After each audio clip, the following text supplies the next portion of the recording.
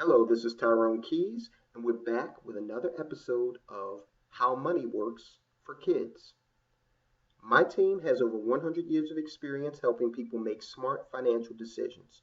We provide individualized solutions to help people save money, plan for retirement, mitigate healthcare costs, protect and grow their income. Call us today with your financial questions 443 379 4359. Today we're going to talk about budget basics.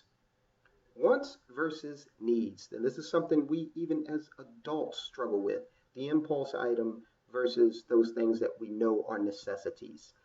How can we help kids with this? Well, helping your kids understand the difference between wants and needs could be the key to developing money savvy kids who will turn into money savvy adults. The best place to start is for your children to have money of their own, and there are a couple of ways that they can generate that. Number one is an allowance. They can earn that allowance for household chores or simply a set amount per week when you're talking about a younger child, so that that younger child can start to understand what money is. But as they get a little older, start to connect that allowance to household chores. A great way for children to earn money is to set up periodic jobs in businesses. Older kids can mow lawns, babysit, etc. They can earn cash that way, and it can help them to cultivate that entrepreneurial spirit. And again, show them how adding value to the marketplace can result in compensation.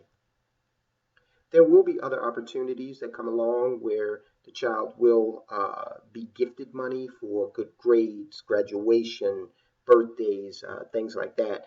And it's important to understand how to work with that child to understand that these gifts are opportunities to increase their savings, invest in their business, and buy the things that they want. Create the perfect allowance system for your family. Pick a day and stick to it. This is going to mirror what happens in the real world when there's a payday. When, as an employee, you get a set amount at a certain time during the month or during the year. Now, even entrepreneurial kids need to understand this because well-disciplined, successful business owners do not just dip into their account whenever they feel like they need some money. They have a specific time and schedule when they are paid. Younger kids need a weekly allowance. Again, this is to start to develop in them an understanding of the value and finite nature of money. Teens, they're developing budgeting skills when you give them a monthly payout because the payout is less frequent, so they've got to make that money stretch throughout the whole month. So with the younger kids, incentivize them weekly. With the teens, a monthly payout works. Work together with the child to decide what the money's going to cover. Again, this is going to prepare them for the real world where they're going to have to use their own money to finance their lives. So, will it cover a portion or all of their lunch, clothing, spending money for the mall, for the movies? That's a definite conversation you want to have and collaborate with the child on. Give younger kids an allowance in small denominations to teach savings, giving, and spending.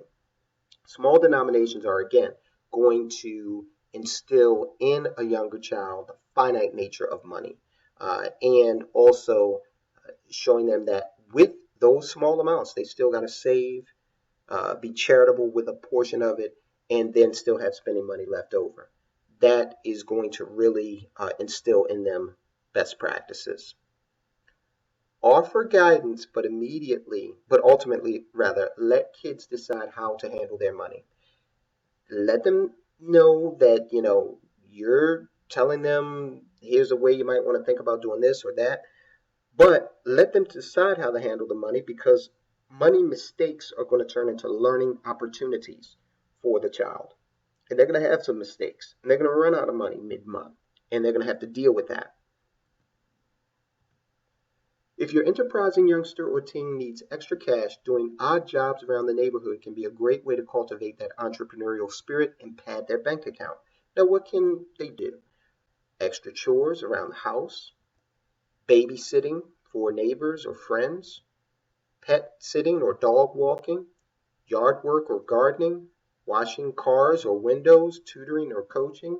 I know in the winter time when we were growing up, we would shovel snow. So here are some things that the child can do to earn extra money, add value to the marketplace in the process. Does your teen have a great idea for a part-time business? Well, these steps will help them get started. Map out a business plan. Check out the market to make sure there's a need. Think about advertising, word of mouth, flyers, etc. That's going to have a cost associated with it, and it will help the youngster understand the all-important equation of revenue minus expenses equals profit. Know the tax laws and requirements for your state. Develop good business habits, work ethic, personal appearance, bookkeeping. In our next episode, we'll discuss cultivating smart shoppers. Until then, this is Tyrone Keys. Talk to you soon.